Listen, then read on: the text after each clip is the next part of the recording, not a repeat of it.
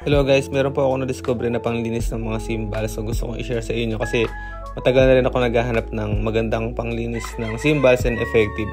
So ito po sobrang itim ng cymbals. At ito yung na-discover ko. Ito po, ang tawag po dyan ay oxalic, hindi po yan tawas. So yan po yung na-discover kong panlinis ng cymbals.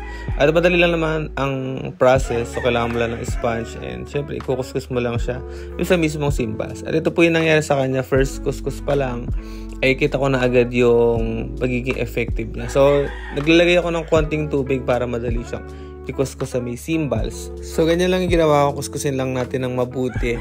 Medyo kalto lang, tiyaga lang talaga kasi medyo masakit siya sa kamay. Pero nakikita ko agad na habang kinukuskus ko siya, nakikita ko agad nagtatanggal talaga yung pinaka parang dumi niya or parang kulay black. So ganito yung itsura niya pag kinukuskus mo. Ayan siya, parang ka nagkukuskus ng putik. So siguro yun yung pinaka dumi talaga ng cymbals. Hindi ko alam kung ano tawag yun, pero ganyan siya karumi habang kinukuskus mo siya ng oxalic na may kahalong konting tubig. So pag pinunasan to ng tissue, makikita agad natin yung difference. Yun niya sa ibabaw, medyo makislap na ng konti. So ganito siya pagka pinunasan siya ng tissue, makikita mo agad sobrang natatanggal talaga yung dumi niya. So ayan siya. Effective talaga yung oxalic sa panlinis ng mga cymbals na gito. Ngayon ko lang na-discover yung oxalic na to kasi tinry ko na rin dati yung ibang mga panlinis like yung baking soda na may suka, iba ketchup. So tinry ko yung mga panlinis na gano'n. Pero ito yung pinaka naging effective na pinanlinis ko ng cymbals. May mga natira siyang konti kaya kailangan mo siyang ulitin para lahat ng mga natira na gano'n yung mga medyo parang may itim sa gilid or parang mga tuldok-tuldok.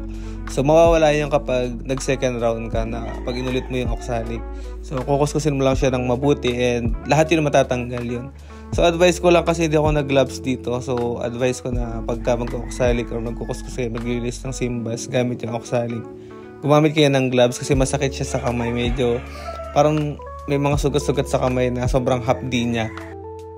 Ngayon ipapakita ko yung sample video para makita niyo yung simula kung paano siya ginagawa. May konting fast forward lang to pero walang putol. So ganito siya. Lalagyan mo lang siya ng konting oxalic. Pwede rin naman madami. Mas maganda rin pala pag nilagyan mo siya ng madaming oxalic. Tapos ang gagawin mo lang yan, ikukuskus mo lang siya gamit yung sponge and lalagyan mo lang ng konting tubig. Yan, sasawsaw mo lang ng konti sa tubig and then hindi siya dapat masyadong naglalawa. So ganyan yung itsura niya. So ayan, dinagdagan ko para medyo mabilis siyang malinis. So ganyan siya, ikukuskus mo lang siyang ganyan. At habang kinukuskus mo siya, makikita mo agad yung difference. Makikita mo agad na effective talaga habang kinukuskus siya. So konting fast forward ko lang para hindi masyado mag-consume ng time. So makikita mo agad yan habang kinukuskus ko. Kumikislap agad yung pinaka cymbals. Yan yung pinaka maitim, yung splash na yan. Pinaka maitim yan sa lahat ng nilinis ko. Akala ko nga hindi siya mabubura agad pero siya kasi yung pinaka maitim. Pero dyan sa video makikita niyo na sobrang effective ng oxalic kasi natatanggal talaga siya agad. Para siyang nalilibagan, di ba? Ganun yung itsura niya. So pinas forward ko lang ng konti dito para makita natin agad yung resulta. Wala yung putol, ano lang yan, pina-fast forward ko lang. So ayan, inano ko siya. Kukuskusin lang talaga ng maigi, medyo tiyaga lang talaga sa pagkuskus. Kasi ididiinan mo siya ng konti. Hindi siya yung parang relax lang na pagkuskus. So ito siya yung itsura niya kapag pinunasan mo siya ng tissue or nilinis mo na.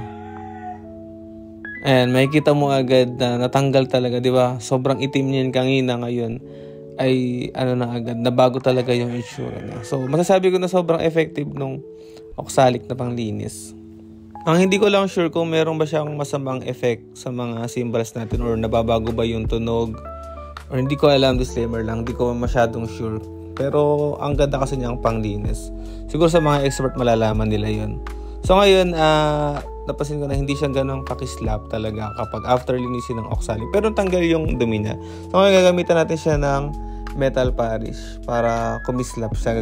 Bumili lang ako nito sa hardware and gagamitan talaga natin siya ng ito parang yung polishing pad, yung pang polish talaga and yung angle grinder.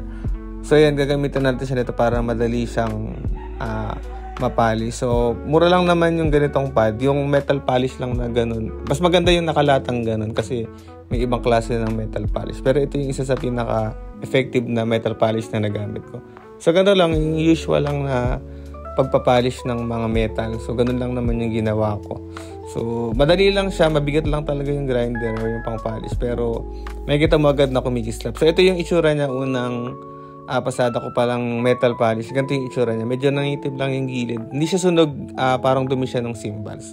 So, lang. Minetal polish ko lang lahat ng mga cymbals. Ang disadvantage lang ng pag gumamit ka ng ganitong polisher or pinalish mo yung cymbals, medyo nabubura yung tatak niya, yung name niya, yung mga nakasulat sa cymbals. Medyo nawawala siya. Pero kumikislap naman siya ng maayos, nalinis siya ng maayos, na gumaganda siya, nawawala lang talaga yung tatak. Kaya sa oras na ito, papakita ko sa iyo yung before, sa inyo yung before, at kung ano yung itsura niya after nating i-polish. So ito yung itsura niya before nating linisin ng oxalic at i-polish.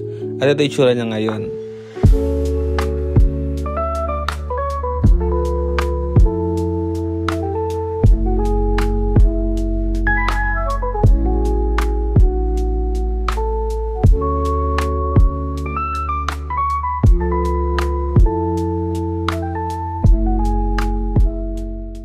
So yun, nakita natin na sobrang effective, sobrang kislap ng mga cymbals, and masasabi ko talaga na maganda talaga siyang panglinis ng cymbals, yung oxalic. Di ko lang sure kung meron siyang masamang effect.